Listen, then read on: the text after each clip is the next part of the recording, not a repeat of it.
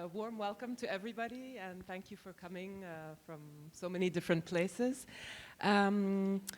We wanted to begin with a very short, brief introduction of everyone, so perhaps the LEILA participants can introduce yourselves, but really very, very briefly in 2 words, and then after Géraldine Prévost can present the livre des deux rives. Oh, sorry. Well, anyway, you can present the Livre des deux rives in 2 words. And voilà. And my name is Olivia, and I'm working on the LEILA website, which for the moment will be in English, but you never know. In coming years, it might be hopefully in other languages. So perhaps we can start with, on the right, yeah? If you can just say in 2 words who you are and, yeah.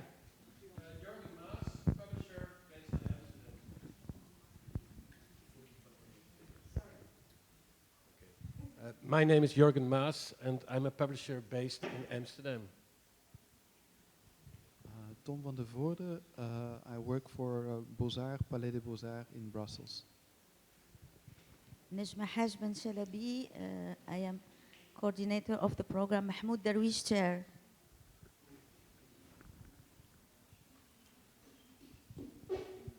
Hello everybody, I'm Federica from Italy and I'm working for a small publishing house based in Milan. Hello, I'm Fatma Al-Boudi, the founder of Al Ain Publishing House in Egypt. Hello, I am Abdul Hadi Sadoun and the publisher of Letras Árabes in Spain. Hello, good morning everyone. I'm Asia Moussaï from Algeria. I am publisher. I am director of Al-Ikhtilaf publisher. Ikhtilaf means difference. I'm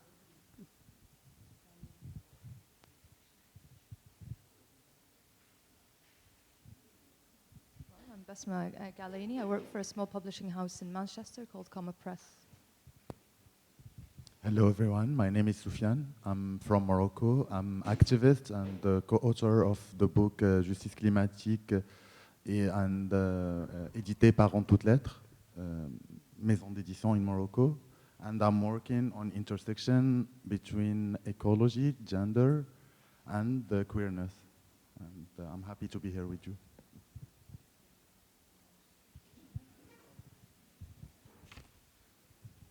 Hello, I'm Rana Idris, manager of Dar al-Adab from Beirut. It's specialized mostly in publishing novels by Arabs and international novels too, translated into Arabic. Hi, I'm Joel Ruby. I'm from France and I work for Atlas.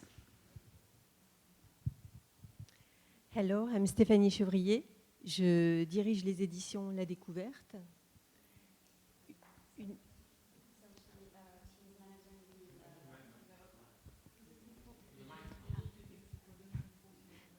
Okay, so her name is Stéphanie. She is managing the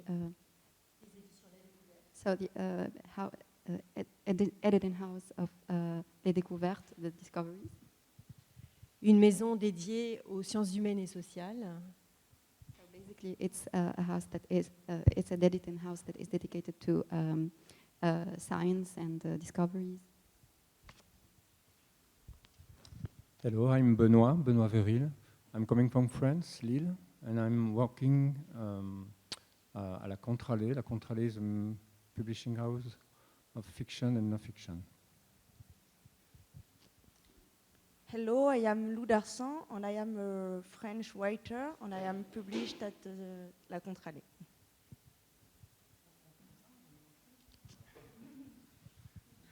Okay, so I think we mixed LEILA and Livre des deux rives presentations, but that's why we're here, so we're happy about it. Marianne Cosra, I work in Institut Français in Paris. I'm the head of the book department there. And so we are a pilot for Livre des deux rives project. Hi everyone, I'm Selma Keder and I work in the French Institute and I'm in charge of the project Livre des deux rives. Hi, I'm Géraldine Prévost, and I'm working at the French Institute in Paris as well. And I'm working on the Livre des Deux Rives project and on projects dedicated to translation and publishing. Hello, my name is Majid Mohit. I'm coming from Germany, Bremen, from Sujet Verlag. We do translation from Arabic, Iranian to German, and publishing some books from the writers that write in second language or first language. Hello everyone, I'm Jörn Cambrelin. I work for Atlas with Jules, and this association is giving some support to literary translators and aims at giving them visibility in the public space too. Hello, I'm Kenza Sefrioui, édition en toutes lettres based in Casablanca and specialized in non-fiction and mainly investigative journalism. Hello, I'm Nesrine and I'm a journalist based in Tunisia. Thank you very much, everyone, for presenting yourselves, and we hope that we'll be able to hear our two speakers. So I'm going to introduce them to you, beginning with Farouk Mardambey. And I'd like to quote Margaret Obank of Banipal, who once said, "Farouk is responsible for transforming the literary landscape in France for contemporary Arab authors." So after studying law in Damascus, Farouk moved to Paris to study political science. He worked at the Arab World Institute running their library and as cultural advisor there before Act Sud hired him in 1995 to run its newly acquired Sinbad publishing company.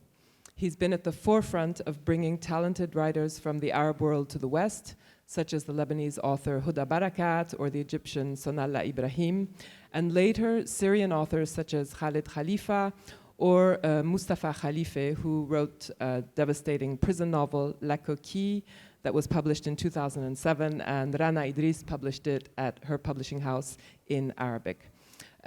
Just this fall, Sinbad launched a bilingual French-Arabic imprint for children. And I'd like to also introduce Sawad Hussein, who has her day off in the UK because it's the burial of the Queen. And Sawad holds an MA in Modern Arabic Literature from the School of Oriental and African Studies. She's the winner of the 2019 Arab Lit Short Story Prize and 2 English Pen Translates Awards. Some of her translations include What Have You Left Behind, which is non-fiction by the Yemeni writer Bushra al-Makhtari, which just came out with Fitzcarraldo. There's The Dance of the Deep Blue Scorpion by Akram Musallam, a short story collection by Najwa bin Shatwan, and Passage to the Plaza by Sahar Khalife. She's mentored translators in Arabic at the National Center for Writing, and she's very active with the Translation Association in the UK, of which she is co-chair. So perhaps, Sawad, I'd just like to mention when you speak, and hopefully we'll be able to hear you, if you just speak slowly, don't speak too fast, because not everyone is fluent in English. Okay. Thank you, yeah. Oh, great, okay. So my first question is for Farouk, and I'll repeat the question in French. So Farouk, how do you find the works published by Sinbad? Where do you go to find them? And what are your selection criteria for your readership? Donc, comment trouvez-vous les œuvres publiées par Sinbad? Où allez-vous les chercher? Et quels sont vos critères de sélection pour votre lectorat? Oui, bonjour Olivier, bonjour tout le monde. Comme vous savez, j'ai été très longtemps, pendant 15 ans à peu près, bibliothécaire à l'Institut des langues orientales, donc j'étais au courant un peu de la production en langue arabe, puisque je faisais des acquisitions, mais aussi je suivais le mouvement de traduction en France depuis la création de Sinbad par Pierre Bernard en 1972.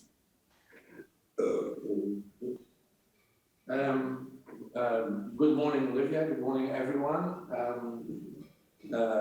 Well, as you know, I have been bibliothécaire, or librarian at the Institute of Oriental Languages, Languedoc in France, in Paris, for a very long time, 15 years. And I was in charge of acquisitions, and I followed the activity through that, the activities of Sinbad that was created by Pierre Bernard. Oui, créé donc en 1972. Donc, quand j'ai pris mes fonctions chez Actes Sud, après le rachat par Actes Sud des éditions Sinbad, j'avais une idée des lacunes existantes, des lacunes importantes existantes dans le moment de la traduction de l'arabe en français. Et j'ai essayé de combler ces lacunes.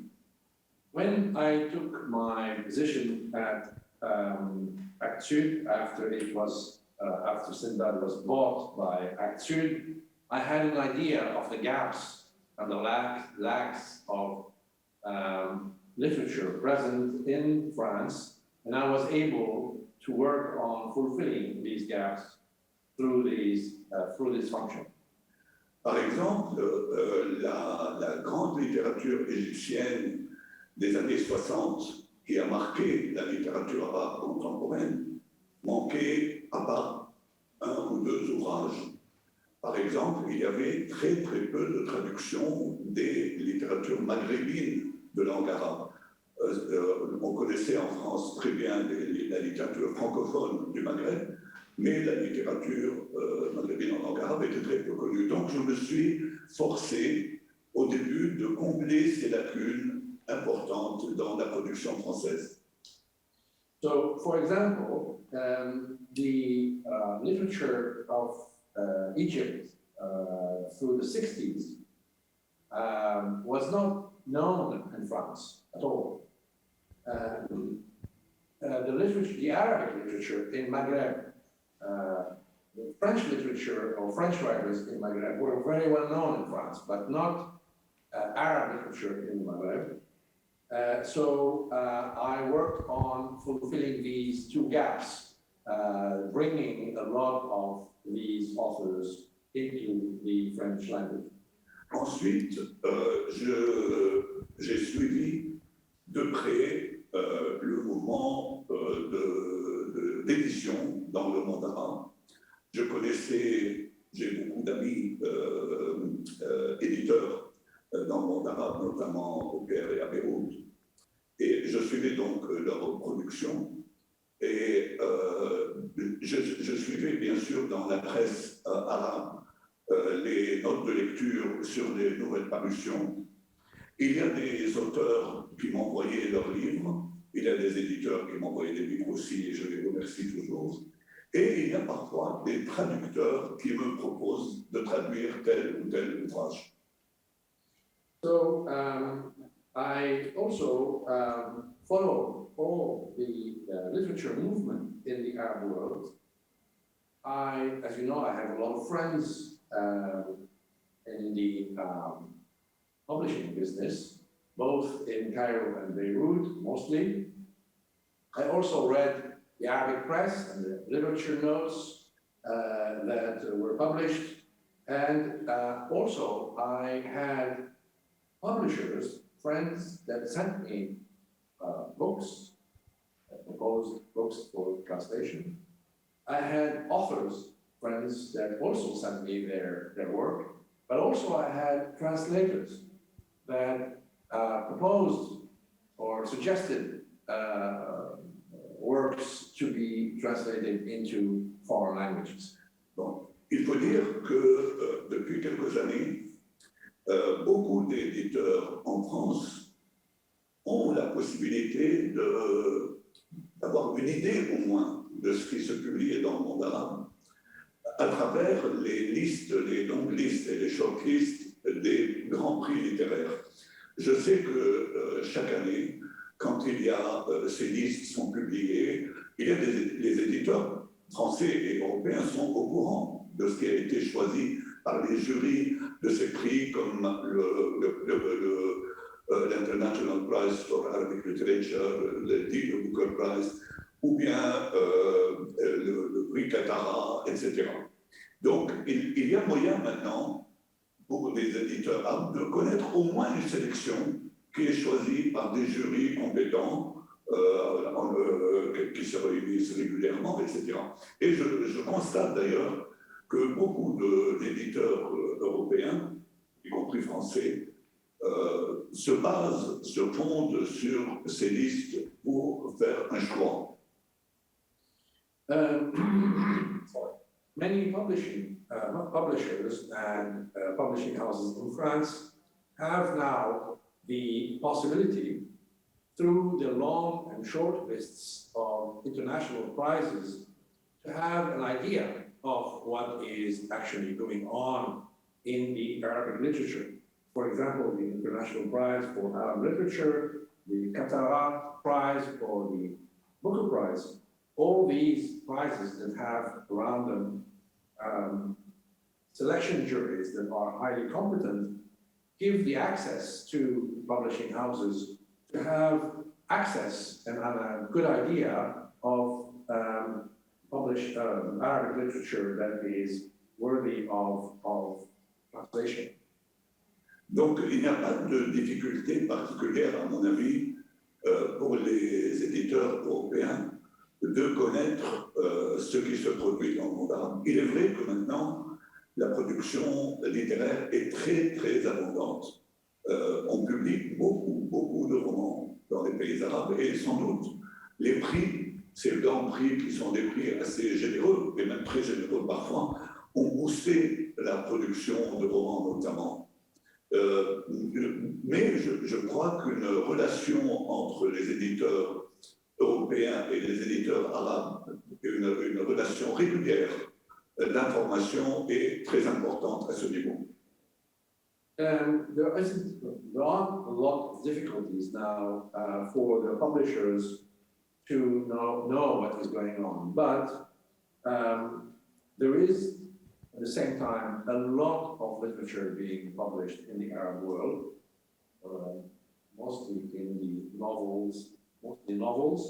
The prizes of these international events, some of them very generous, have also probably boosted the activity of writing and publishing of fiction novels in the Arab world. But that means that a more close and regular and ongoing relationship between publishing houses in the Arab world and in the Western world, Europe and the United States, is very important. Oui. Alors, Olivier m'a posé la question aussi de savoir quels sont les critères de sélection pour notre lectorat. À vrai dire, comme tout éditeur, je ne cache pas qu'il y a le goût personnel, bien entendu, c'est-à-dire je lis ces romans et j'ai mes préférences, c'est évident, comme bon. Et je ne suis pas le seul, il y a aussi d'autres personnes, des collègues chaîre du Sud qui disent aussi et qui me disent ce qu'ils en pensent quand ils, au moins quand ils arrivent à suivre, à lire des extraits en langue française de ces romans. Maintenant, j'ai des critères, bien sûr le critère de la qualité, j'ai un critère aussi d'essayer de tenir compte de la variété thématique et formelle de la production littéraire, et aussi, et à mon avis c'est important, de la diversité géographique de la production. C'est-à-dire, vous savez que les deux pays qui publient le plus sont l'Égypte et le Liban, comme toujours, comme ça a été toujours le cas. Mais il y a une production importante dans tous les pays arabes. Comme j'ai dit au début, on a négligé le Maghreb pendant une période. On néglige toujours actuellement les pays de la péninsule arabique en général, l'Arabie saoudite, le Yémen et les pays du Golfe, bon, où il y a aussi une production importante, de plus en plus bonne et de qualité. Et il n'y a pas de raison de ne pas diversifier les traductions de manière à couvrir l'ensemble du monde arabe. Donc je tiens compte chaque année aussi de j'essaie de varier, de publier un roman syrien, un roman marocain, un roman saoudien, etc. Et je crois que c'est ce qu'il faut faire personnellement, et ne pas se fixer sur un seul pays. Olivia asked the question about selection criteria. Well, one of the, I must say, selection criteria is my personal feeling about the book.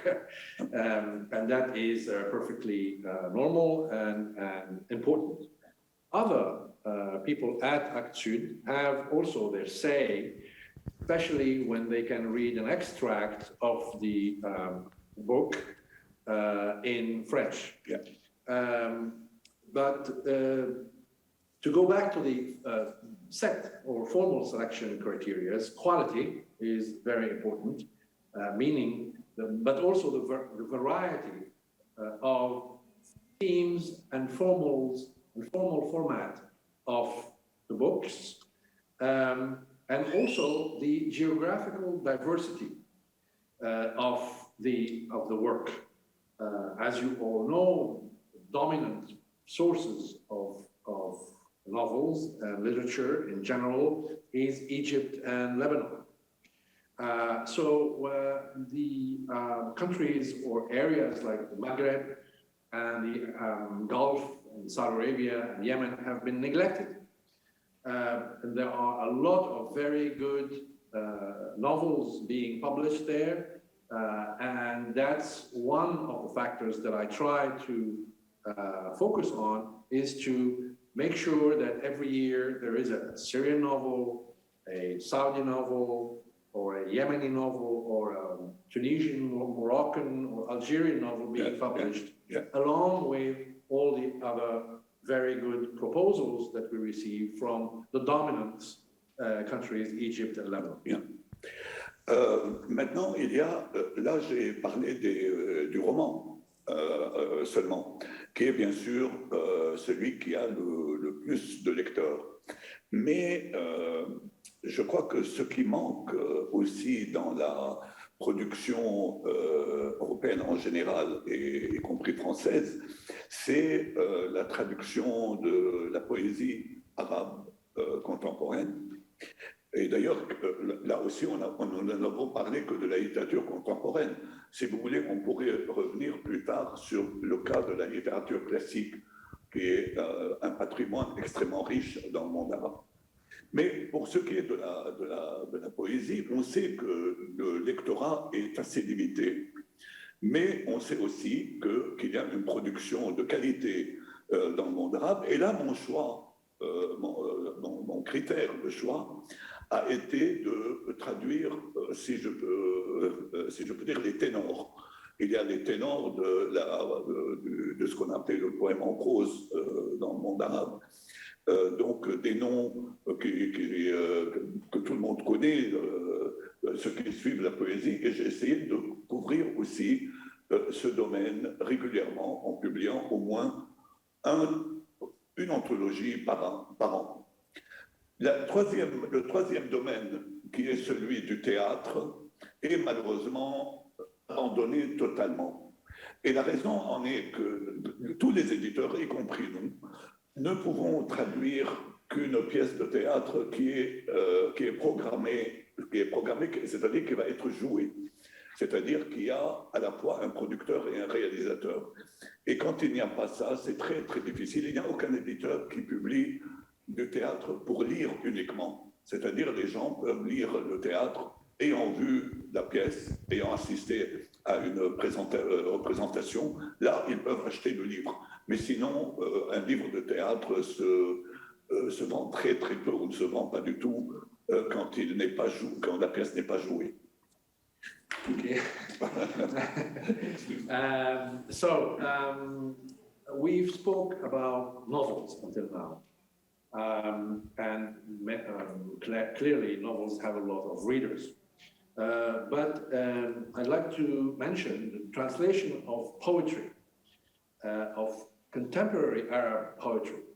And as a note, we haven't spoken until now, or we have only mentioned, as far as novels are concerned, contemporary novels. But we could probably mention classical literature that merits a lot of work of translation, but we maybe can talk about that later.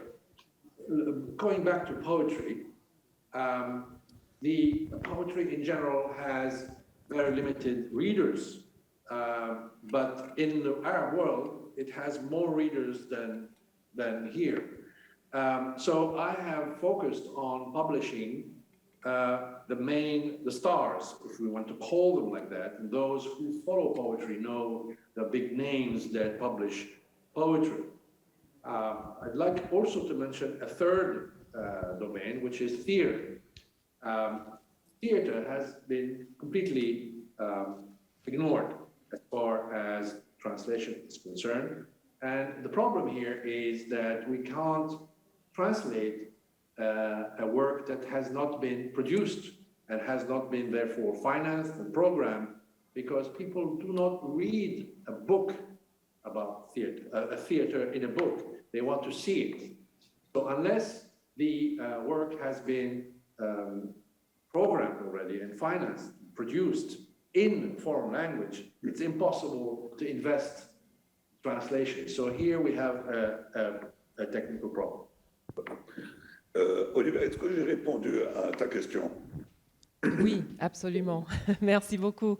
Thank you very much, Farouk. And what you say about poetry and theater is very interesting, because on the LEILA website, we're hoping to highlight festivals in Europe that have to do with Arab culture. And this can also be a way, perhaps, for European publishers to be able to connect more with the public. So thank you very much, Farouk.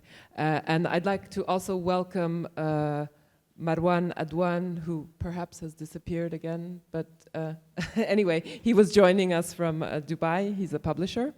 And now I'd like to turn to Sawad. So Sawad, how do you choose your writers? Because as a translator, you're going to be pitching to publishers in the UK or the US. So what's the criteria for your choices? And the big question, of course, who do you pitch to? Who's receptive? Perhaps you can tell us, bring us through your procedure a little bit. Yeah, definitely. Can you hear me? Yes. Yes, wonderful. So I'm really humbled to be a part of this conversation. Thank you for inviting me today. It's a really brilliant initiative that is taking place, and I think that is long overdue. And it's really exciting to have all the publishers here from different countries who are interested in bringing more Arabic literature into their respective languages. So thank you for your time today.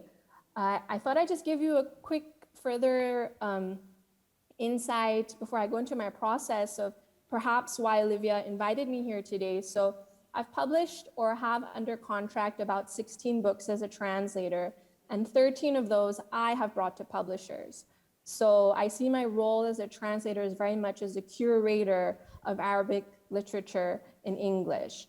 And just to give you an idea of the countries that I'm, sort of advocating for is Yemen, and books I've published from. So Yemen, Kuwait, Mauritania, South Sudan, Sudan, Oman, Eritrea, Libya, Algeria.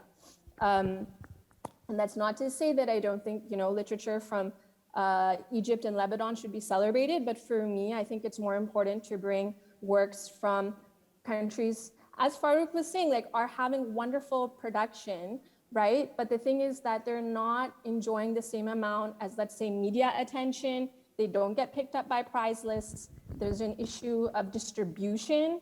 So these sort of books, I think, unfortunately, don't even make it into the limelight in Arabic literature circles in Arabic. And so it's even more difficult for me to bring them into English, but we'll talk about that in a moment. So in terms of where I find my books, I definitely have a lot of conversations with existing authors. I ask authors for their recommendations. What have they enjoyed reading lately? There's a very rich culture among the Arab youth on YouTube and Instagram to review books that they're reading in Arabic. And this gives you a good idea of like what is being received by the general public in a good way. Obviously prize lists, but when I'm looking for a book for an English language publisher, I'm looking for a book that has been widely received well, both by the general public and also by critics. And in terms of the criteria for choosing, as Farouk was saying, it's undeniable that you're going to want to advocate for a book that personally resonates with me and leaves an impression. But at the same time, there's so many other factors I have to take into consideration when I'm pitching to a publisher, because they're thinking of the entire package and how can we sell not only this book, but this author. Unfortunately, the author also becomes a sort of product, right? That they have to put onto a platform to get readers interested in.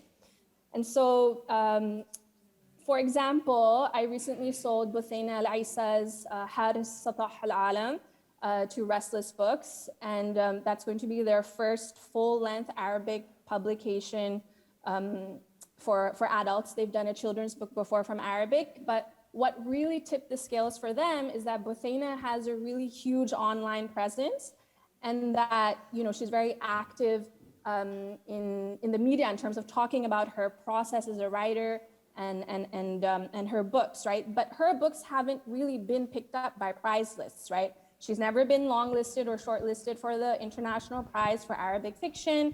I think one of her books has made the Sheikh Zayed Book Award list, but as I mentioned, for them, her public sort of persona is what they were really interested in. And in terms of my process, so a lot of the work I do, unfortunately, is unpaid when I'm pitching, right? So I put together a pitch pack, which includes, please feel free to stop me at any moment, Olivia, if there's like a further question or if I'm talking too quickly. No, this is perfect, the pitch pack. Okay, so I put together a sample of between 3,000 to 5,000 words from the book in English. I have a summary of the book. I have points in terms of why this book would sell well in English. Where does it fit within the Arabic literary landscape? Why do we need it in English? What are some comparable titles in English, whether thematically or stylistically? Because the majority, unfortunately, of the houses that I'm working with do not have editors that read Arabic language or that are familiar with the Arab literary landscape, right? So I'm sort of having to not only situate the book for them, but then also, explain the book. So also translated review quotes from newspapers, which usually are used for marketing purposes. So, the book I just did for Fitzcarraldo, the nonfiction, it's a collection of Yemeni war accounts by Bushra al-Maqtari, and I translated review quotes in my pitch pack, and they've now put that on the inside flap of the book. So that's generally what the pitch pack includes, and I usually approach UK publishers first because there's a lack of funding for translation into English, unfortunately, from Arabic. And so I approach UK publishers generally first because we can apply for an English pen grant. About 6 of my books have been supported by English pen, which has been instrumental in bringing Arabic literature into English. Yeah, no, that's perfect. Thank you. That's okay. And my next question is just very simple. It's for Farouk, and I'd like him to describe what have been the biggest challenges for him and the biggest successes over the years with Sinbad. Donc Farouk, j'ai une question. Au fil des années, quels ont été les plus grands défis et les plus grands succès avec Sinbad? Oui, le plus grand défi est, à mon avis, la surproduction du livre en France, et je crois que c'est le cas dans tous les pays européens. On publie beaucoup de livres, c'est-à-dire là, vous savez que la rentrée française là, de septembre il y a 450, un peu plus de 450 titres en roman, de romans français, de romans traduits des autres langues. Bon, c'est évident que les libraires ne peuvent pas exposer, ne peuvent pas promouvoir 450 titres. Il est évident qu'il y a des livres qui vont être sacrifiés parce que les lecteurs vont courir vers les noms les plus connus. Et si vous lancez le nom d'un auteur jeune, nouveau, pour la première fois, il a très peu de chances de pouvoir émerger pendant ce mois-ci. Alors, the biggest challenge is this overproduction of books every season in France and in Europe. As you know, in this season, after the summer, there are more than 450 new novels published, presented in France, whether they are French or translated from other languages. The bookstores cannot keep up and cannot defend all those titles, and their usual reaction, which is natural, is to go to the known names, the stars, if you like, or the very famous names. And that is to the detriment of new novels, new authors, or younger authors. If you try to present something new like that, it is going to be very hard to go through the ceiling that and the time allocation that bookstores can afford to give. Et de l'autre côté, il y a le fait que très très peu d'éditeurs français se sont lancés dans la traduction de la littérature arabe. C'est-à-dire les grands noms, des éditeurs les plus connus, Gallimard, Le Seuil, etc., font très très peu de livres traduits de l'arabe. Il y avait une collection lancée par Le Seuil qui s'est arrêtée. Gallimard fait un livre tous les 2 ans, ou peut-être. Il y a des auteurs et des éditeurs qui publient un auteur seulement. C'est-à-dire ils ont choisi un auteur et ils le suivent. Bon. Et puis, il y a des éditeurs qui ne suivent pas, au contraire, les auteurs. C'est-à-dire, on publie une œuvre et puis on oublie l'auteur et on publie un autre auteur. Or, pour que le nom soit connu en France, il faut quand même suivre l'auteur, avoir une politique d'auteur, publier 2 livres, 3 livres, 4 livres du même auteur pour que son nom soit connu. Sinon, il est impossible, avec toute la production qui est jetée sur les libraires chaque mois, de faire connaître tel ou tel nom. Donc, Actes Sud et Sinbad ont eu la charge de publier le plus grand nombre de traductions de l'arabe. Et ça, c'est un grand défi, c'est-à-dire de pouvoir porter seul le poids de la traduction de l'arabe en français.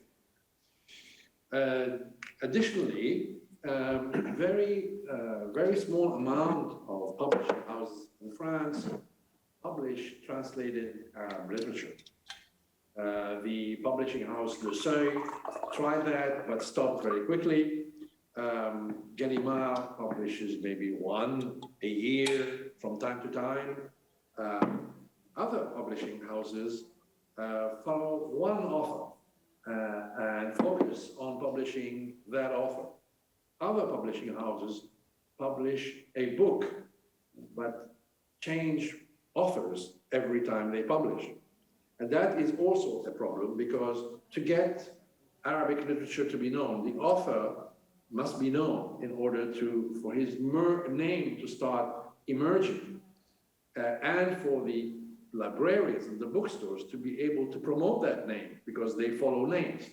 So if we do not focus on the authors, their names do not emerge as an attraction vehicle, and therefore that is why Actes Sud and Sinbad have carried this challenge on for years and have been focusing on doing and fulfilling exactly all those shortfalls.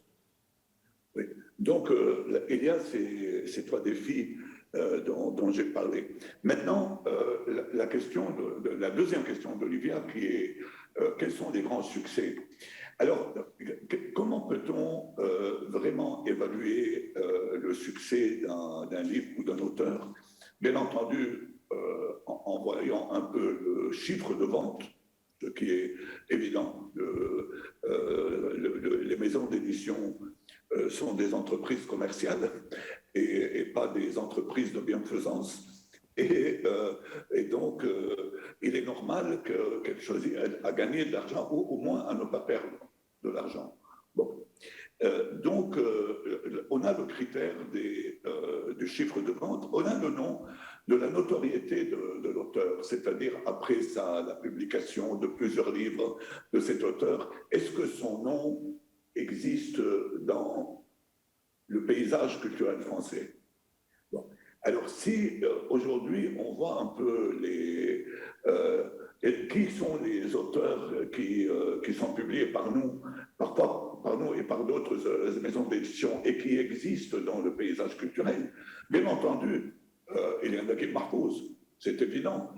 Naguib Mahfouz, déjà publié avant l'obtention du prix Nobel par Sinbad, et puis après l'obtention du prix Nobel, il a été publié par plusieurs auteurs, par plusieurs maisons d'édition. D'ailleurs, même avant, il y a un éditeur qui avait commencé à publier la trilogie.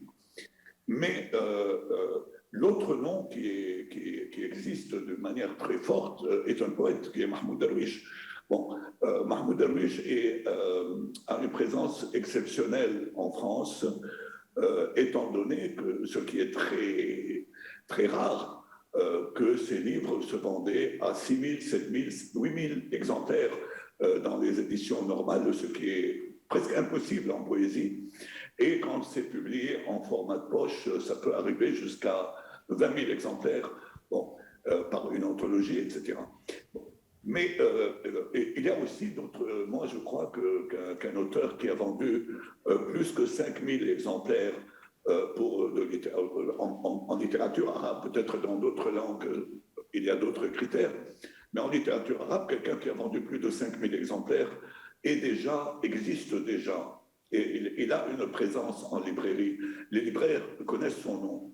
Et là, il y a plusieurs auteurs arabes comme ça, sans doute. Et je m'enorgueillis qu'il y en a, que la plupart sont publiés chez Sinbad.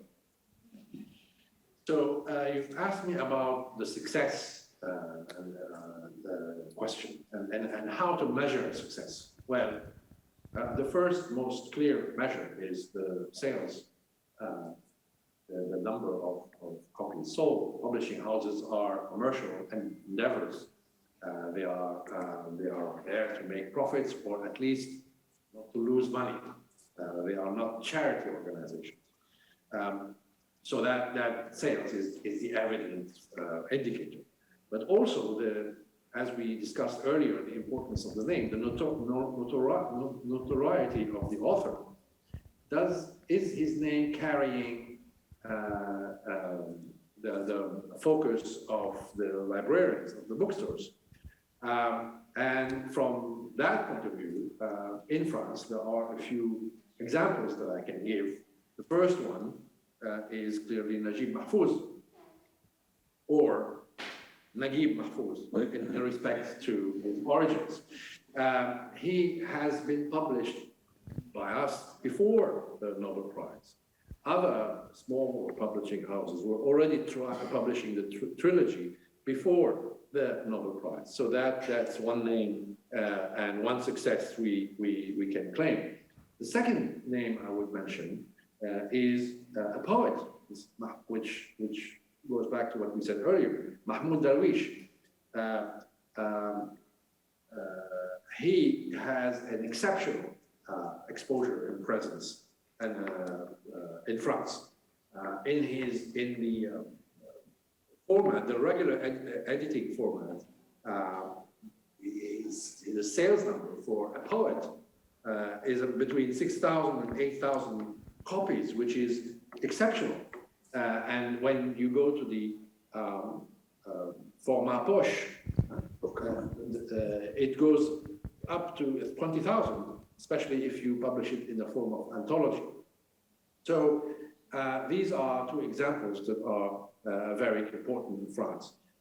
In France, I can say that any Arab author that sells more than 5,000 copies is already a famous, very well-known author. And well, maybe 5,000 copies is not an indicator that is valid for all origins of literature, but for Arab authors, more than 5,000 copies is a lot. And I think that from our side, on my side, I would like to say that we are proud to have published many authors from the Arab world that have crossed that threshold. Maintenant, il y a un cas à part qui est celui de Ala Soigné. Il y a bon, qui est publié chez Actes Sud. Et Ala Soigné, son roman Imarat Yacoubian, l'immeuble Yacoubian, était déjà un best-seller en Égypte avant qu'il ne soit traduit dans des langues, dans presque toutes les langues européennes. Mais son succès en France dépasse tous les succès ailleurs, puisqu'il a atteint un chiffre colossal. Il est resté pendant un an entier sur les listes des meilleures ventes en librairie, dans les listes que publie le Nouvel Observateur ou l'Express, enfin ces magazines, pour atteindre quelque chose comme 300 000 exemplaires.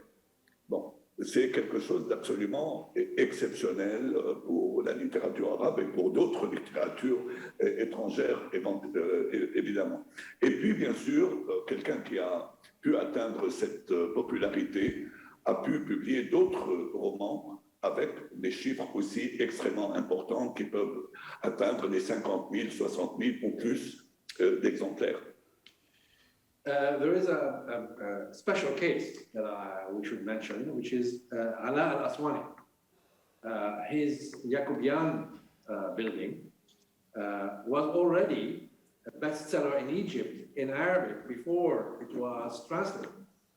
His success, it was translated in many languages.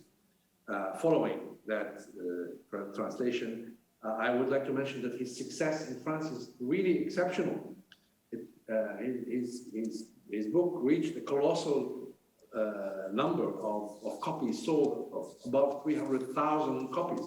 It stayed for 1 year on the best-seller list that are published by Nouvel Observateur or other magazines.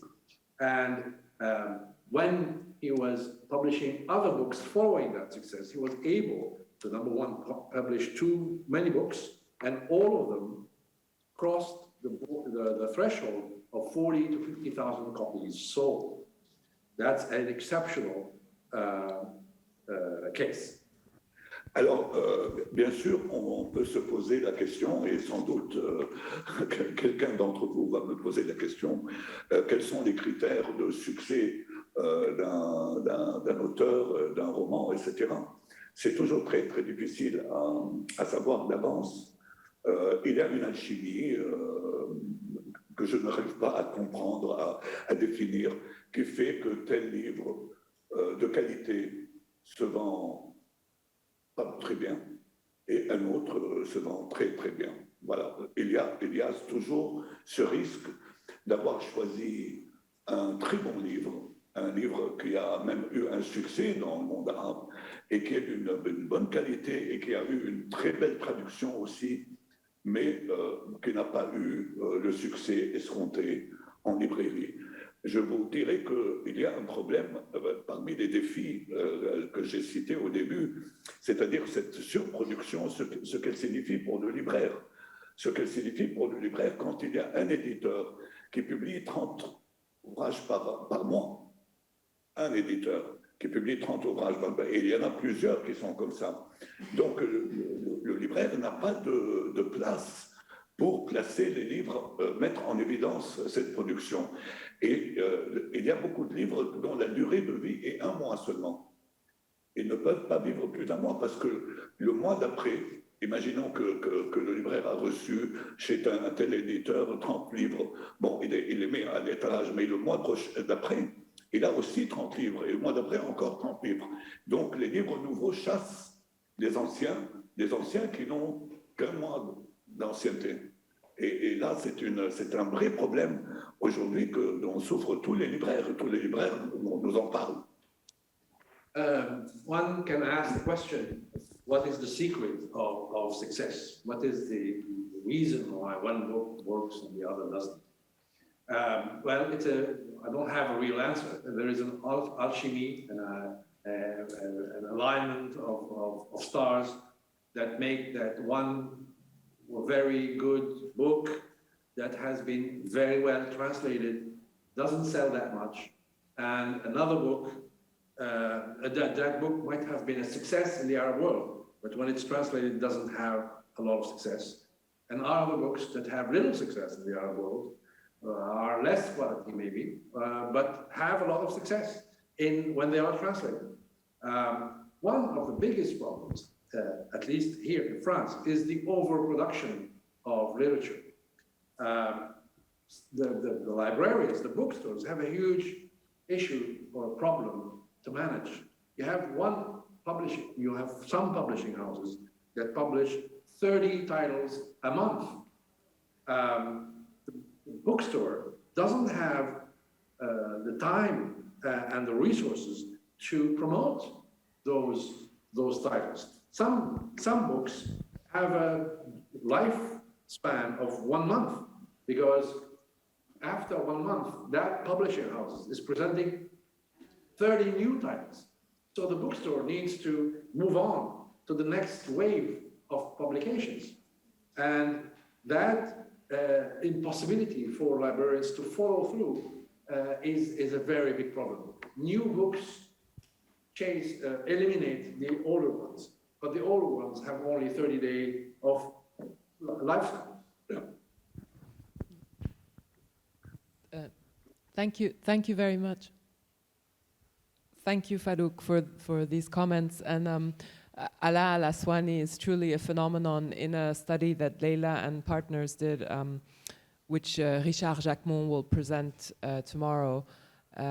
He did say he found that Ala al-Aswani is the only Arab author to have reached such an incredible success in France.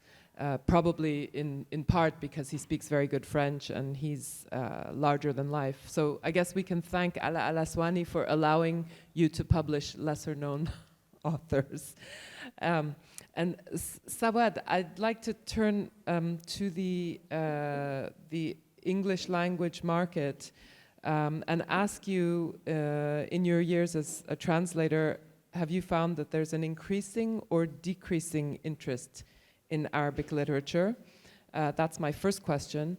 And then my second question is to ask you to talk a little bit about the diversity of Arab voices, and you touched on that in your presentation, but I know that LEILA jury members are very conscious of the fact that they'd like to present a wider diversity, and you've been focusing on, I guess, what they call Black Arabs, so voices from sub-Saharan Africa, and perhaps you can tell us a little bit about the people that you're translating right now.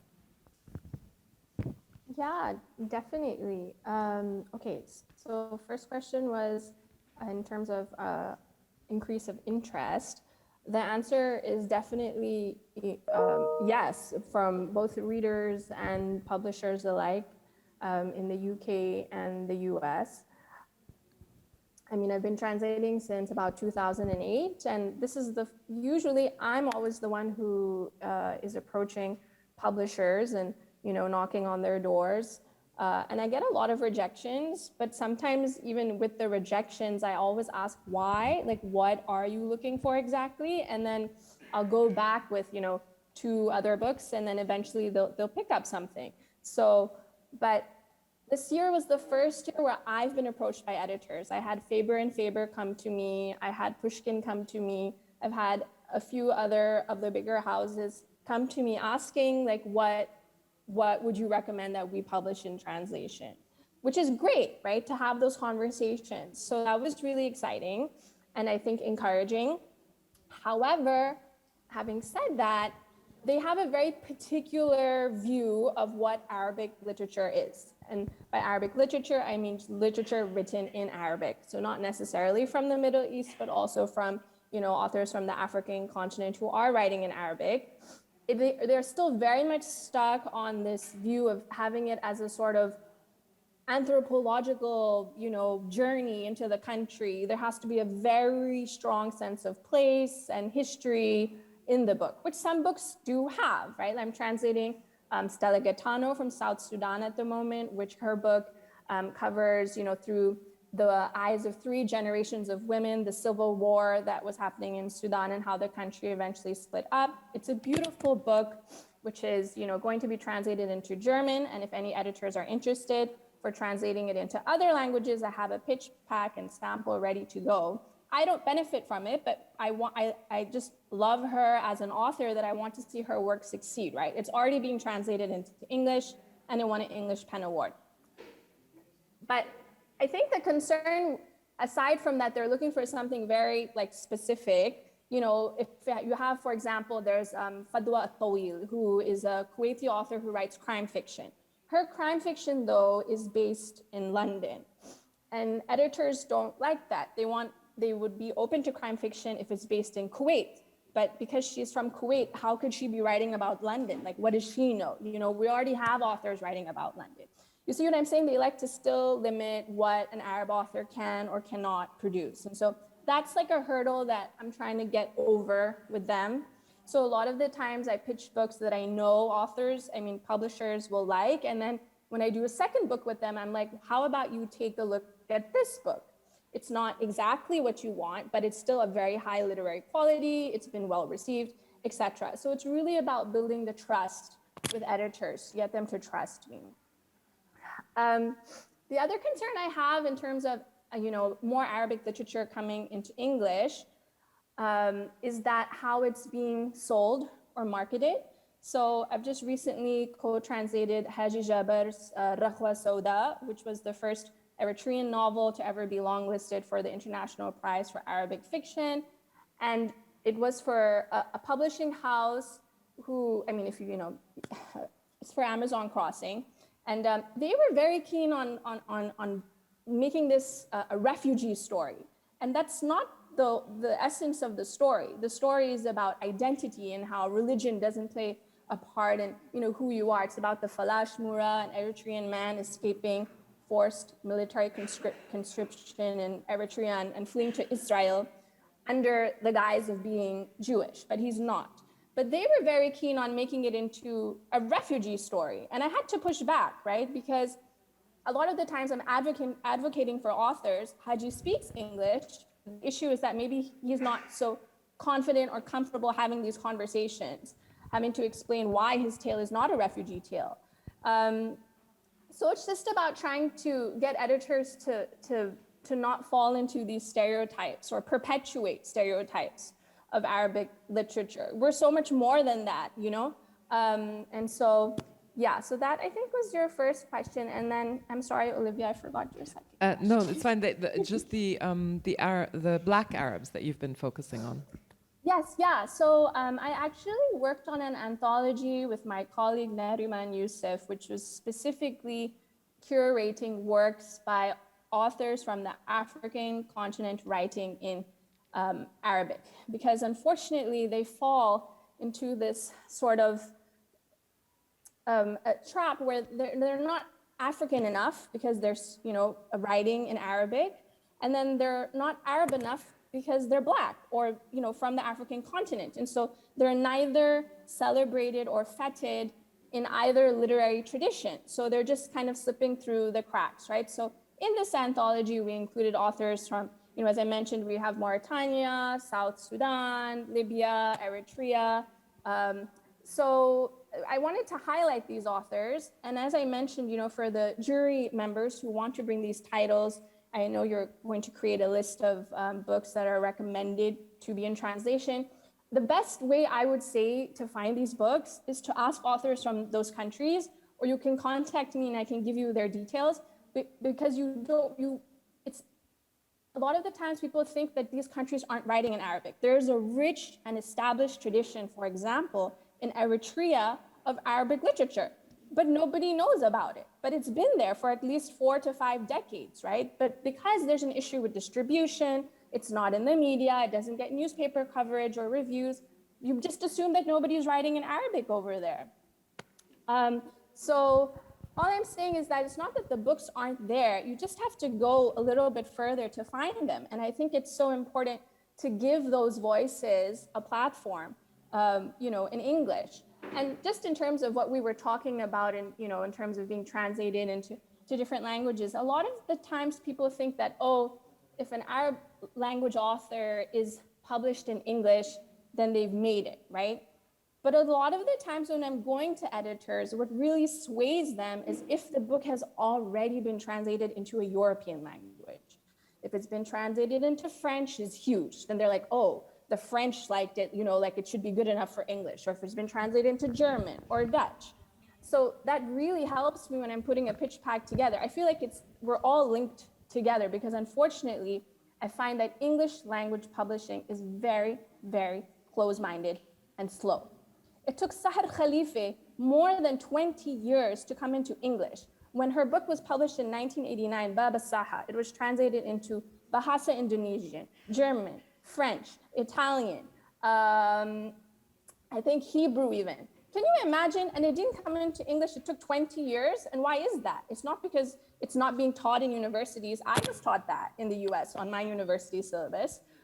It's just because the editors were too afraid, that they're just not thinking that it's going to sell. And in fact, it's done really well. And it's now, the English language publication is on a number of syllabi in the US. And I'll be giving some university talks about, Sahar Khalife's work this coming autumn. But I guess all I'm trying to say is I'm continually pushing up against, I think it's just perhaps a lack of knowledge. There's people who want to publish Arabic literature in translation, but those are some of the barriers, that they want it to fit into a specific box, or that it has not been published into other languages. And so as a result, can we trust this author if they've never been published into any other different language? Also, an issue is I have no numbers. For languages like Korean and Swedish, my colleagues working from those, when they're pitching, they can come with numbers and be like, this is the number of books that have sold for this title. For the books that I'm pitching, there are no numbers. So that's a huge piece for an editor to be missing from the puzzle, right? Because they're really concerned about sales. And so I have to, try to make up for that by talking about author profile and how else it's been received and why it would do well in English. So it is, I understand from the editor's point of view, it's a big jump.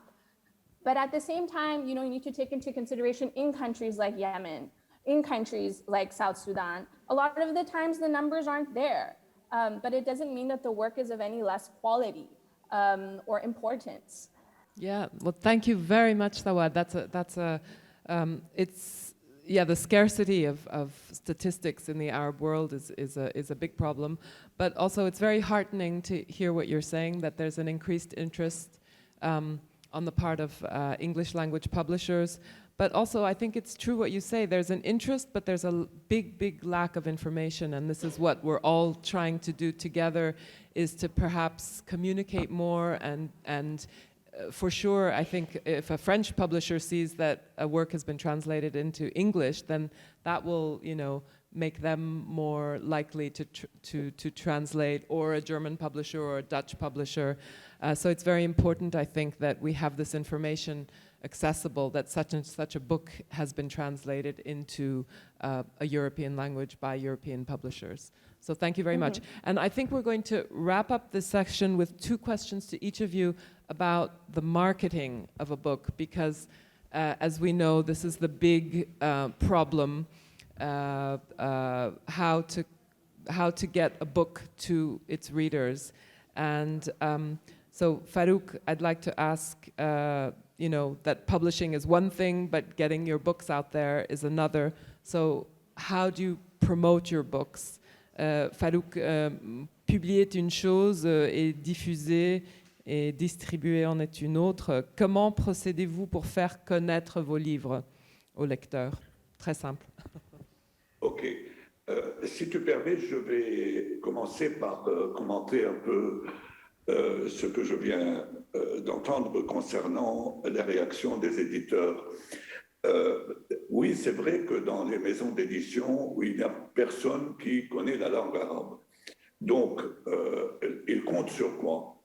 Soit ils comptent sur des traductions dans d'autres langues. Moi, je sais que, par exemple, des traductions en français sont utilisées dans tel ou tel pays, en Italie par exemple, par des éditeurs pour décider de la traduction ou non du livre de l'arabe en italien.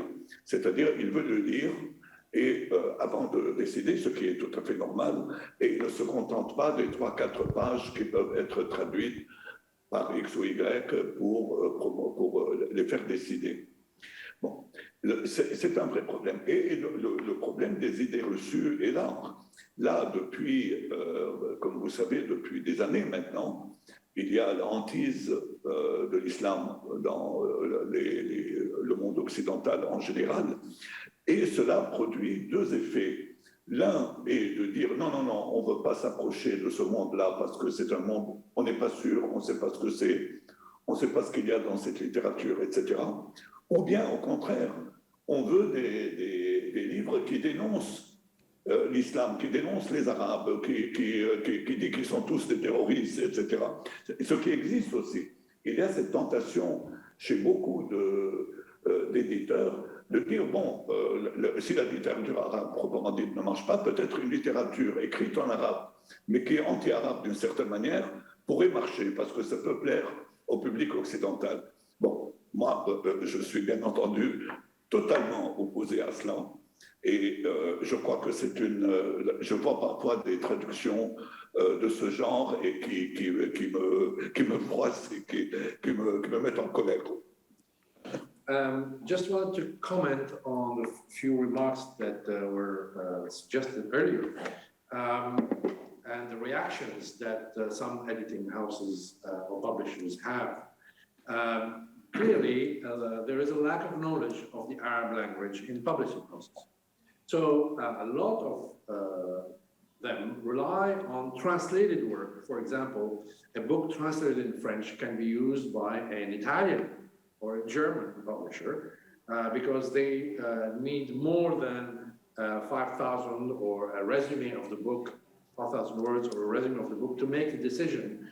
They latch on a full translated work in order to be sure about what they think about the book.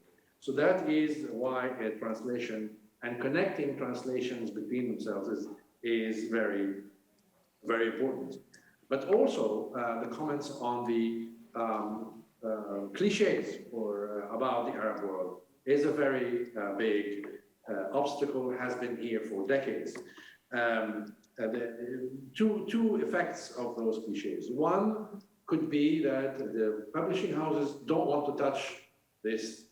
They don't know, they are afraid of what the literature presents. There is a kind of caution about Islam. They don't know what the literature contains about that subject, and that is one problem. The other effect is publishing houses that want books that are written in Arabic, but that are against the Arab world or denounce or want the authors to denounce all what they think Islam is or whatever the policy, dominant policy is. And that is also something that I can see from time to time, translations of books that are written in Arabic but are in a way anti-Arabic. And that is extremely irritating when I see this. Bon. Maintenant, pour répondre à la question d'Olivia. Oui, publier est une chose et diffuser en est une autre. Bon, bien sûr, comme tout le monde, comme tous les éditeurs, la diffusion, enfin, faire connaître un livre se fait par deux moyens. D'abord, à travers la presse. Deuxièmement, dans le travail avec les libraires. Avec la presse, il y a des services de presse qui envoient à des journalistes littéraires spécialistes ou non, c'est important, spécialistes ou non spécialistes de la littérature arabe, pour leur permettre de lire ces ouvrages. Nous, chez Sinbad, nous envoyons à peu près 100 exemplaires aux journalistes en France, et en Belgique, en Suisse et dans des pays francophones, pour faire connaître notre production. Maintenant, il y a des mois, il y a des journalistes, il y a des saisons où nous avons une très bonne presse, c'est-à-dire il y a des livres où il n'y a pratiquement pas un seul journal quotidien, un seul magazine hebdomadaire ou une revue mensuelle qui n'a pas rendu compte de ce livre. Mais il arrive aussi parfois que des livres très bons passent quasiment inaperçus. Pourquoi? Parce que les journalistes avaient reçu aussi des dizaines de livres des éditeurs et qu'ils n'arrivent pas à tout couvrir. Je dis toujours, imaginez cette rentrée française aujourd'hui. Quel est le journal qui va pouvoir parler, évoquer les 450 titres? C'est absolument impossible. Impossible. S'il y a un supplément littéraire, comme le supplément du Monde, par exemple, bon, vous avez, en 2 mois, il y a 8 numéros. Dans 8 numéros, ils ne peuvent, au meilleur des cas, parler de plus de 50 ouvrages. Et les 400 autres, personne n'en parle, personne ne peut les connaître. Et c'est le cas des autres suppléments littéraires et des autres magazines. Donc, il y a d'abord la presse. Alors, so to distribute, publishing is one thing and distributing is another. There are 2 main axes for distribution. One is press, the second, the bookstores. Let's talk about the press first. Well, we send, there are the journalists, some of them specialists of the Arab literature, and some of them are not. We at Sinbad Actude, we send about 100 copies for a new title to journalists in France, Switzerland, Belgium, I mean the Francophone European countries, for their reviews. And there are journalists and press corps that give us very good exposure. But sometimes it happens that a very good book just falls out of sight and is not covered properly, and is not does not receive the attention that it merits. And that takes us back to the same problem earlier, is that the journalists have too much to cover. So I come back to the same example of what newspaper or what press organization can cover 450 titles. It's even if you have a dedicated part or section, which is, for example, the supplément littéraire of Le Monde, it has 2 months, it has 8 publications. Well, the maximum that it can achieve in those 2 months is 50 titles, covers 50 titles. But you still have 400 others that need care and attention. How can journalists achieve that? So that's the press. Oui. Deuxièmement, il y a le travail des représentants de la maison d'édition auprès des libraires.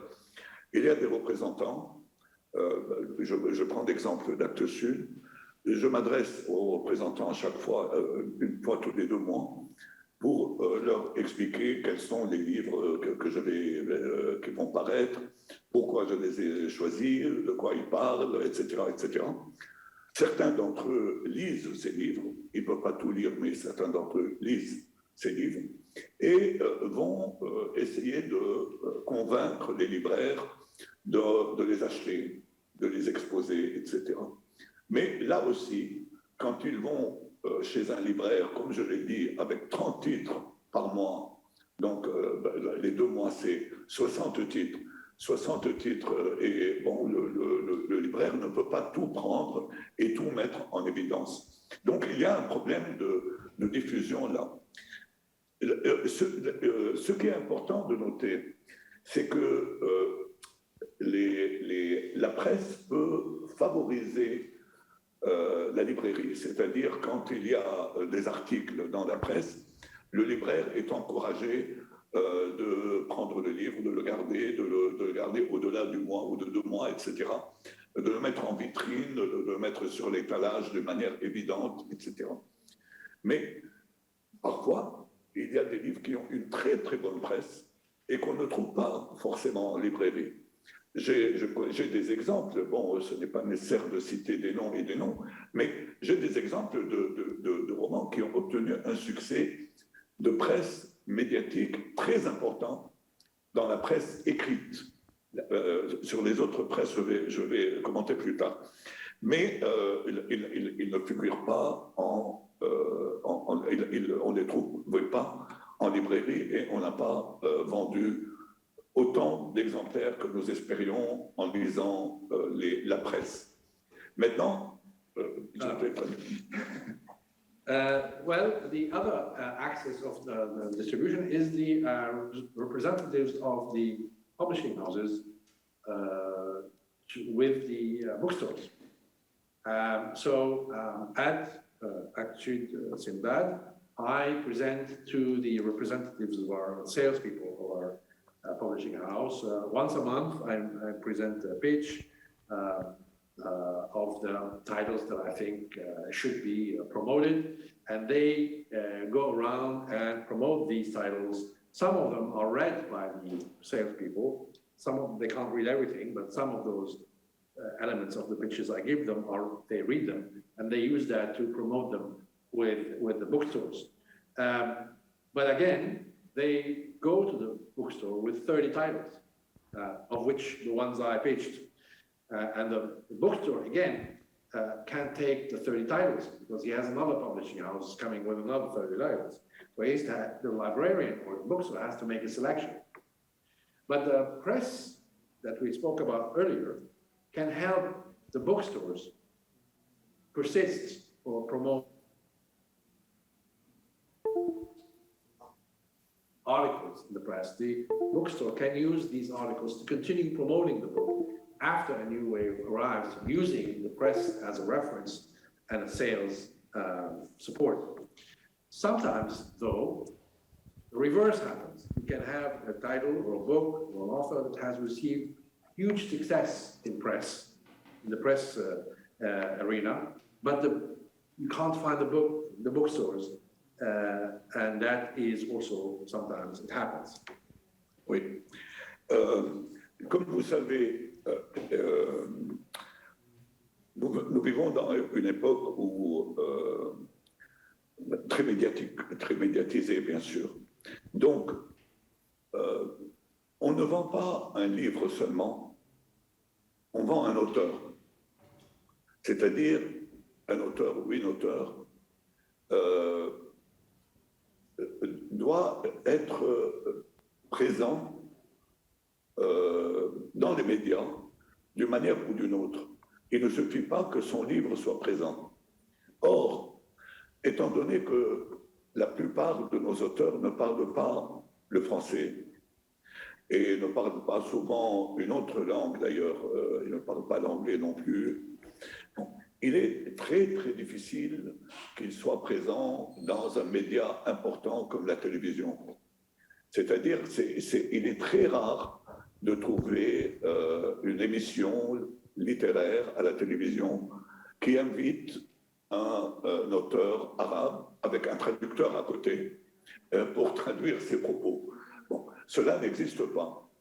Or, c'est d'ailleurs les auteurs qui ont une connaissance du français et qui peuvent être invités à la télé ou à la radio sont beaucoup plus présents que les autres. C'est comme ça, quelle que soit la qualité des livres de ceux qui ignorent les langues étrangères.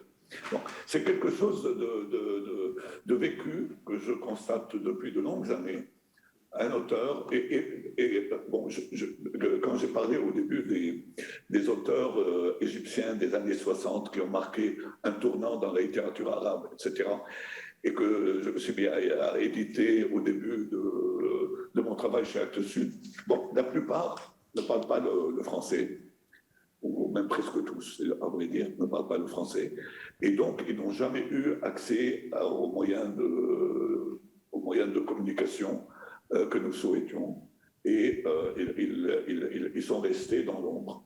Voilà. As you know, we live in a media era, and so we don't sell a book only, we sell an offer.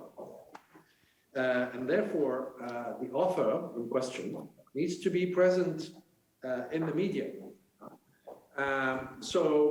If, unfortunately, a lot of our authors don't speak French or don't speak English or other languages, in where the powerful media exists, and therefore it's very hard to expose them and to promote them that way, to get them to catch the light of the media. We don't see any literary TV shows where Arabic authors that don't speak other languages are present with a translator that translates what they say or what they hear.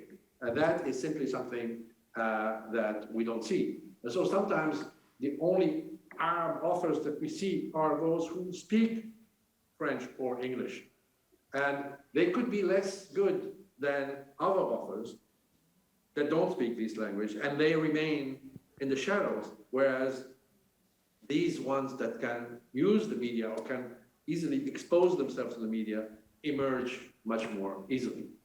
Yeah, thank you very much, Farouk. I mean, merci beaucoup, Farouk. Je pense que comme on a très peu de temps, we don't have much time left, and I know that Sawad needs to leave. Je sais que Sawad doit partir bientôt.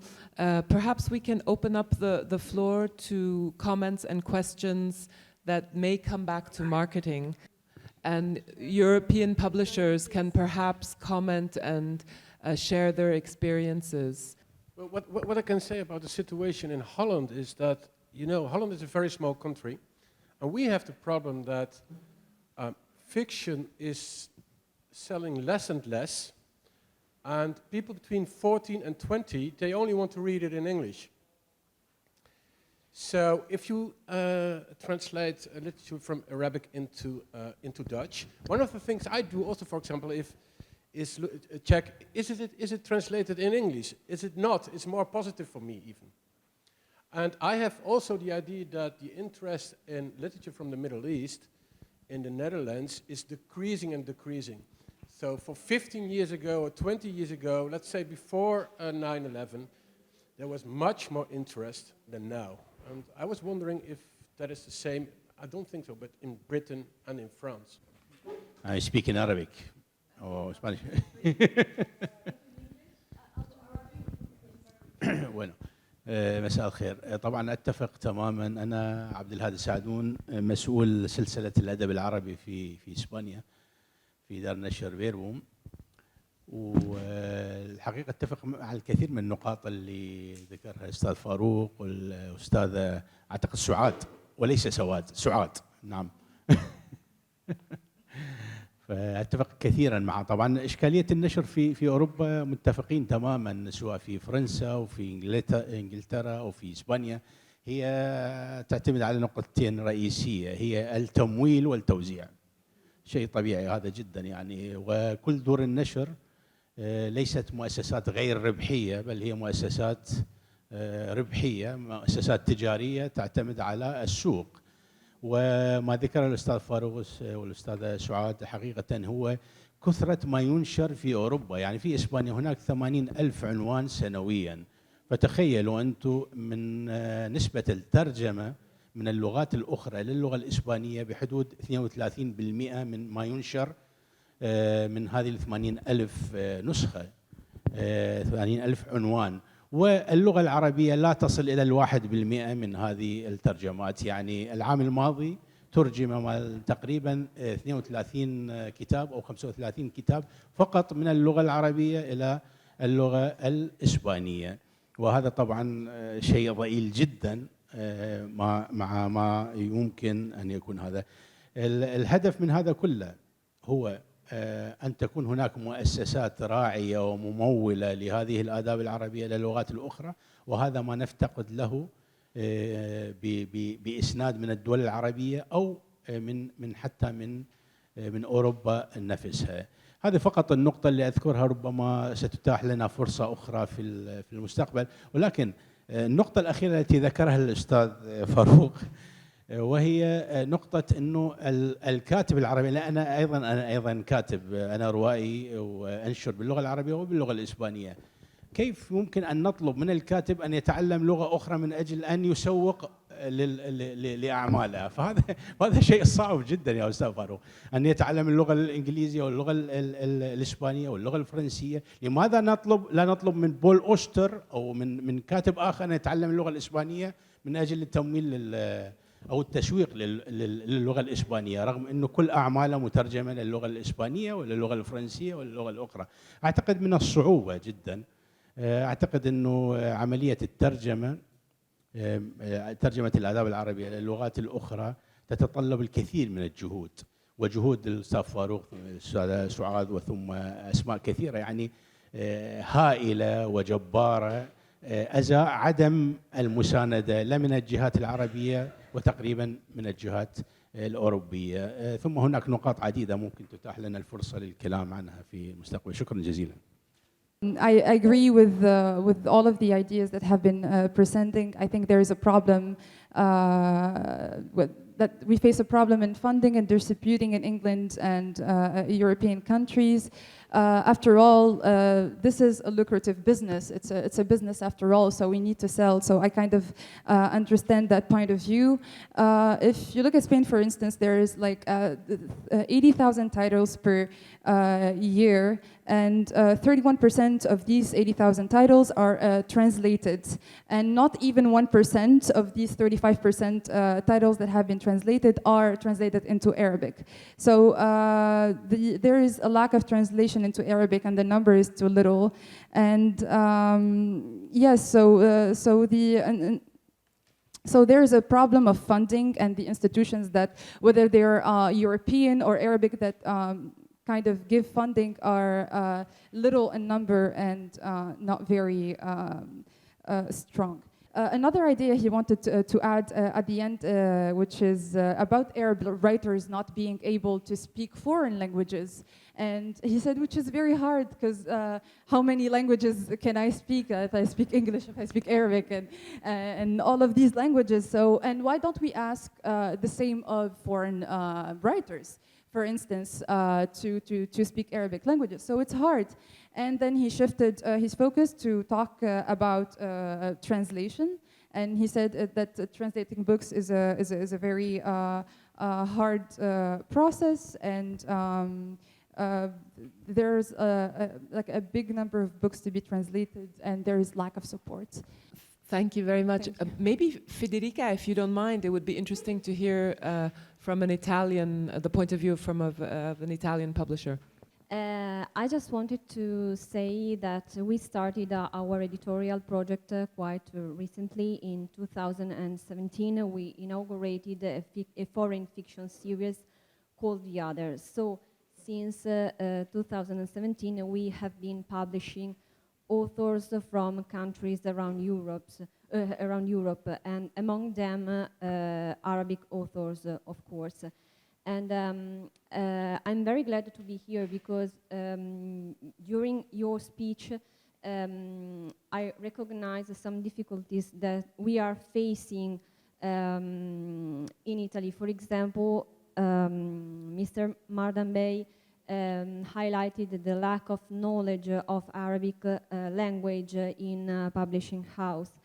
And this is true. For example, sometimes we, during our research, during our selection of Arabic authors, we started reading a French translation or an English translation. And after that, so we can get an idea of the Arabic text, we are very lucky because we work closely with Elisabetta Bartuli. I think that a lot of you know her. She's the best translator from Arabic language in Italy. So together with her, we can have an idea of the text and of course of the original text in Arabic. And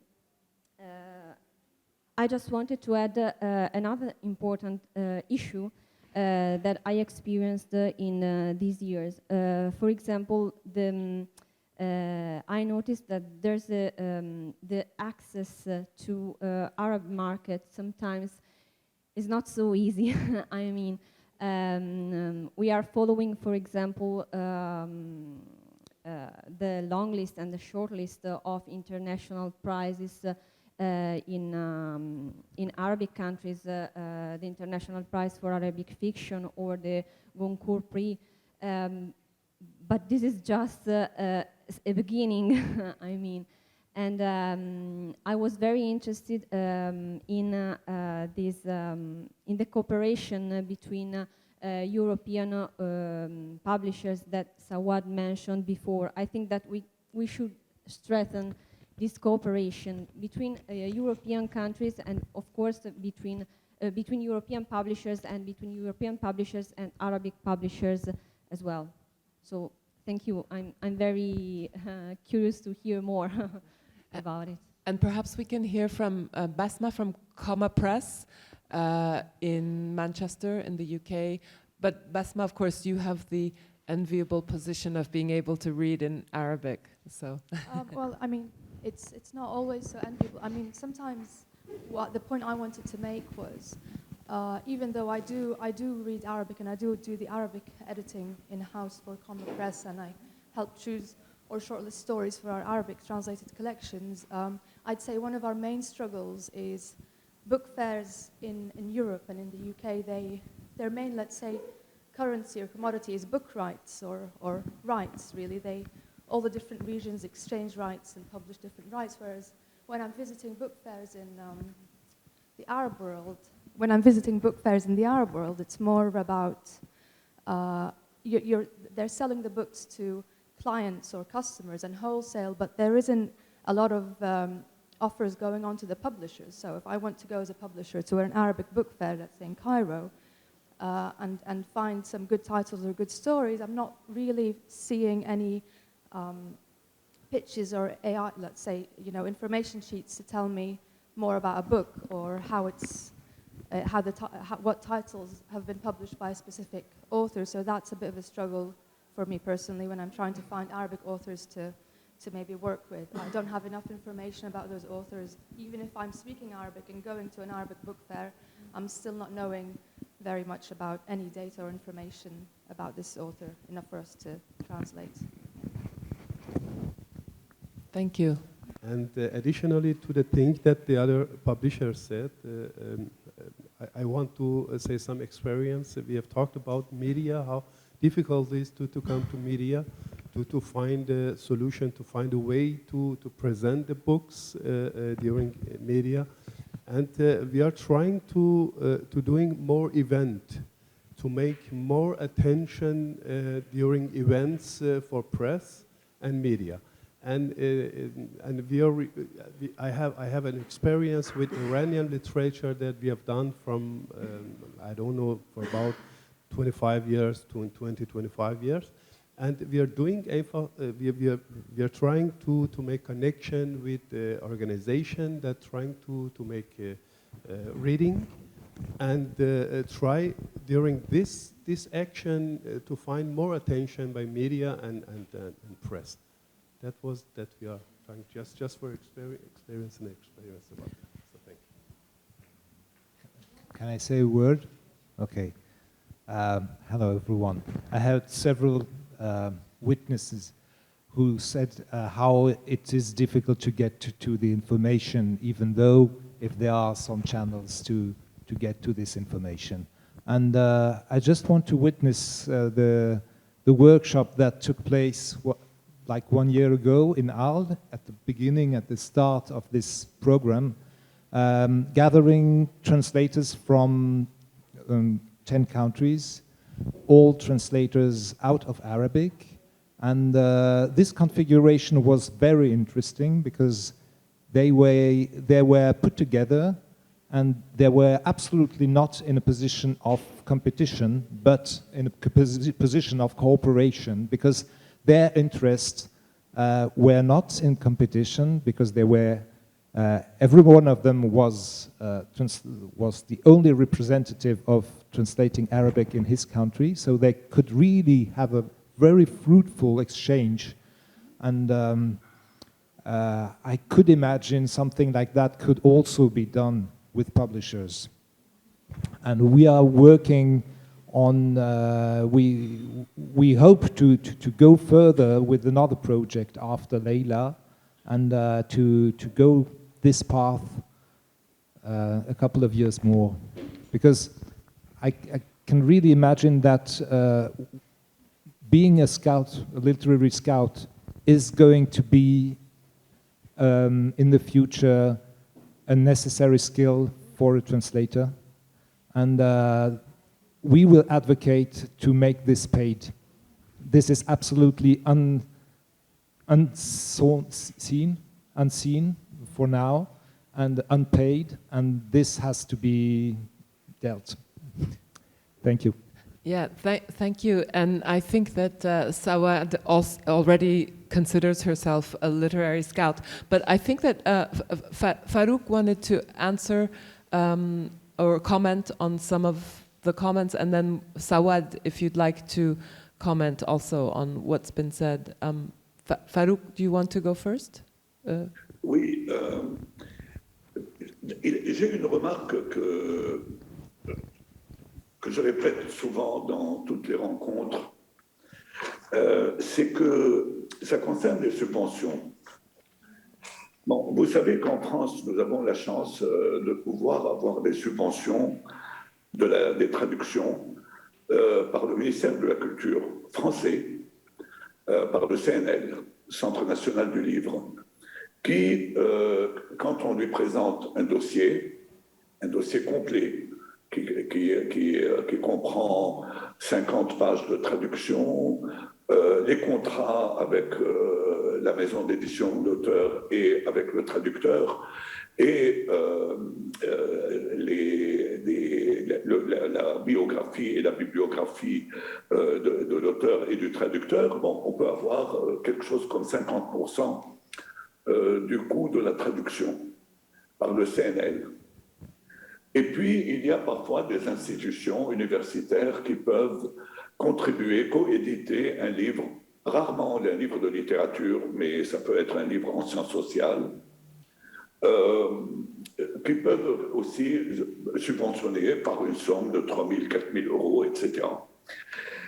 Il y a des pays arabes qui peuvent et veulent parfois promouvoir leur littérature. Ils sont peu nombreux, mais maintenant c'est les pays du Golfe essentiellement.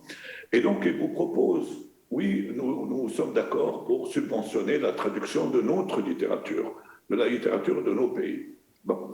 Et on peut, par ce moyen, publier beaucoup de livres et traduire beaucoup de livres. Mais est-ce que c'est la bonne voie? C'est ça ma question.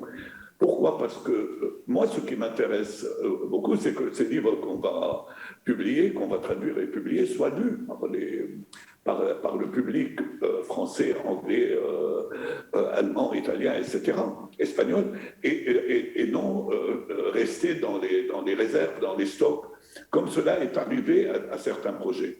Il y a eu des projets comme ça que je connais, financés par certains pays, qui ont fait des traductions, et ces traductions n'ont pas été vendues, n'ont même pas été envoyées aux libraires. Bon, on a traduit, on a déposé les cartons dans les caves. Donc, et puis ça a été détruit, ça a été passé au pilon. Bon, à quoi ça sert? Ce qui m'intéresse plus que l'augmentation de l'offre, c'est l'augmentation de la demande. C'est-à-dire qu'il y ait plus de demandes de traduction par les libraires, par les bibliothécaires, par les lecteurs possibles. Et là, c'est quelque chose, c'est une mission particulièrement difficile difficile, mais et que LEILA devrait mettre dans son programme. Comment faire? Il y a eu des essais. Nous avons essayé en France d'essayer de dire, voilà, nous faisons des stages, nous nous adressons aux bibliothécaires, dans les médiathèques. Il y a des dizaines et des centaines de bibliothèques publiques en France et sans doute dans les autres pays européens. Et si ces bibliothèques acquièrent nos livres, c'est déjà une très bonne... D'abord, c'est un bon chiffre de vente, mais on sait que les livres vont être exposés dans ces bibliothèques à la disposition des lecteurs qui fréquentent ces bibliothèques. Deuxièmement, de faire aussi un essai auprès des libraires. Les libraires eux-mêmes, moi-même j'ai participé dans le cadre d'un programme qui a été fait à l'Institut du monde arabe il y a une dizaine d'années, à des rencontres avec des libraires. C'est-à-dire, on appelle des libraires, une centaine de libraires, dans telle ou telle région, et on leur parle de la littérature arabe. On essaie de leur dire quel est l'intérêt de cette littérature, qu'est-ce qui se fait de bien, essayer de les familiariser avec la production du monde arabe et qu'ils ne prennent pas cela comme quelque chose d'exotique. C'est-à-dire en leur expliquant très bien que cette littérature parle de choses qui les intéressent eux et qui intéressent le public européen. Elle parle de la vie, de la mort, de l'amour, de thèmes qui sont des thèmes universels. Ce n'est pas une littérature exhaustive qui ne s'occupe que du passé, etc. Bon, cela n'est pas très clair chez les libraires en général, d'où leur réticence aussi. Ils ne savent pas ce que c'est. Comment faire pour promouvoir cette demande? C'est ça que la question que j'ai posée souvent ici en France et à chaque fois que je vais dans un pays. Comment faire? Est-ce qu'il y a la possibilité de financer, de subventionner vraiment des projets de ce genre, des projets pour qu'on essaie de faire des formations de bibliothécaires et de libraires à la littérature arabe?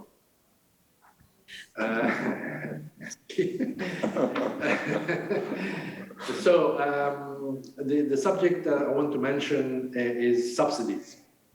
In France, we are lucky. The Minister of Culture, through the National Book Center, finances projects when they are complete, i.e., when they contain 50 pages of translation, plus the contracts between the author, the translator, and the publishing house, the bio of the translator and the author.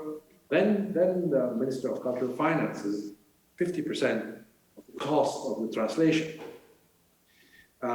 We have also university institutes and research centers that also participate, in addition to the Minister of Culture, in completing part of the financing of around 3,000 to 4,000 euros. But these are more targeted towards social sciences books rather than novels and poetry. There are Arab countries that want to promote their own Arabic literature, but they want to promote their own literature. So they offer subsidies and financing for projects that promote the translation of books. And mostly those countries, not many, are the Gulf countries, that they have the means to do that, and they often participate in financing. But my question is this the right way? Is this the right approach?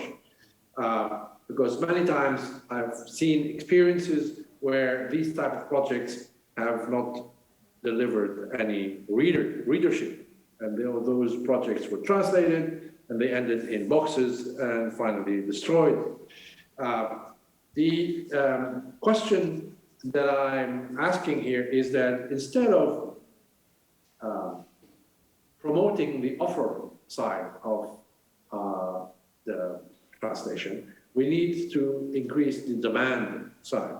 And it's the increase of the demand that interests me. And how can we provoke more demand for translated literature coming from Arabic. And that is the core of the question. I've seen some projects to that, I've participated in some of them. You can think about seminars that involve bookstore owners. For example, I've seen attempts by the Institut du Monde Arabe that I've participated in. We can, for example, 10 years ago, we can think of, for example, seminars for 100 librarians coming from one part of France, and we can gather them and talk about Arab literature and explain, familiarize them with that literature by showing them that it is not a literature of the past, or it is not something exotic. It is universal literature that talks about the themes of their readers anyway, like love, hate, crime, politics, policies, jealousy, all the themes of novels that are universal themes and that interests universal readers. And that is my question, is how do we go beyond the exotic side or the exotic fear of the Arabic literature in making it a universal subject to be read like any other literature? Absolutely, yeah. Thank you very, very much, Farouk. And I know that Sawad has to leave, so I'm going to hand the floor over to Sawad so you can say whatever it is you'd like to respond to.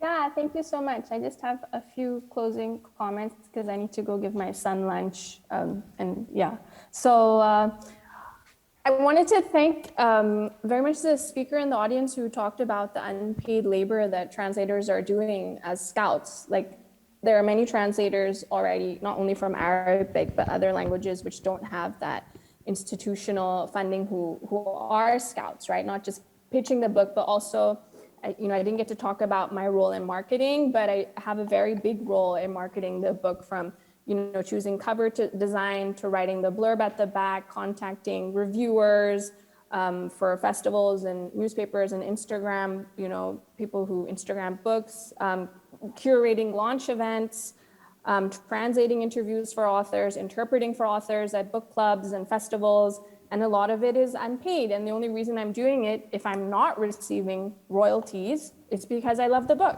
right? But I mean, there has to be more than that in there. That was my first point. In terms of, unfortunately, the comment that was also made about authors having to speak, either English or French, that is a question that I get asked from editors is, does the author speak English?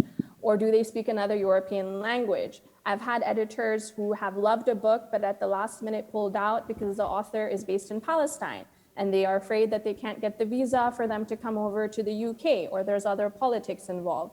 So there are sometimes political reasons why editors say no to the books that I'm pitching, because I am an advocate of Palestinian literature. Finally, in terms of what Farouk has brought forward, it is a really good question in terms of how do we increase the demand and get beyond the exoticization of Arabic literature. And I think possibly one step can be, and I am in agreement with him in terms of sometimes there are these initiatives brought forward by certain countries where perhaps the literature doesn't end up being read, even though it's a brilliant translation. My colleagues, working from other languages, such as, translating Swiss literature or Korean literature or Swedish literature, the editors have told me that they are, invited over for this week-long stay in each of these countries, where they not only are then exposed to the literature and get to meet with authors, they also are given sort of a look into the history and culture of the country. And so I've spoken to editors from, One World here in the UK, or even Granta, who have said that these trips have been instrumental in them making a decision and choosing titles because they have all the information that they need, right? Also, a lack of information is an issue, which a lot of the times translators have to find out and then provide that to editors. So I'm really excited that LEILA is stepping into this space and trying to make, amends and steps forward in this sort of ecosystem, because we're all working together. I think we all want more Arabic literature and English. We all are playing different roles, but I think definitely we need to increase the amount of collaboration that we have. And so, as it was mentioned, I think by the editor working from Italian, like, I'm very happy to talk to each of you and recommend titles, even though it won't do anything for me, right? Like, I'm not getting paid for that. It might not be an author that I've translated or even support, but I just love Arabic literature and I want to support more translation of it. So, I mean, I had told Olivia if anybody wants to continue or pick up a conversation afterwards, like, I'm happy to schedule a Zoom call and to do that. But I guess all I'm saying is we need more sort of communication just all around. It needs to be a sort of, collective effort. And on that note, يعني أشكر كلكم يعني حضوركم اليوم وجهودكم يعني في النشر الأدب العربي الإنجليزي والفرنسي والإسباني. And thank you so much. I'm so humbled to have spoken here today, and just I'm so thankful. And we'll be in touch. I have to run, for my son. But thank you again, Olivia, for inviting me. And I wish you all. Thank you so much, Sawad. Thank you. It's been wonderful.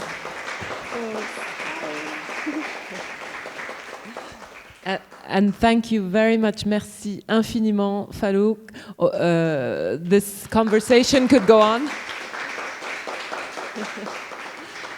On pourrait en parler pendant des heures encore, mais malheureusement, on n'a pas plus de temps là. So thank you very much, Falouk and Bassem and Marwan. Thank you so much for being with us, Marwan, from Dubai, is it? Yeah. Thank you. And we hope to continue this conversation and collaboration for everyone who loves Arabic literature or who wants to find out more about it. Thank you.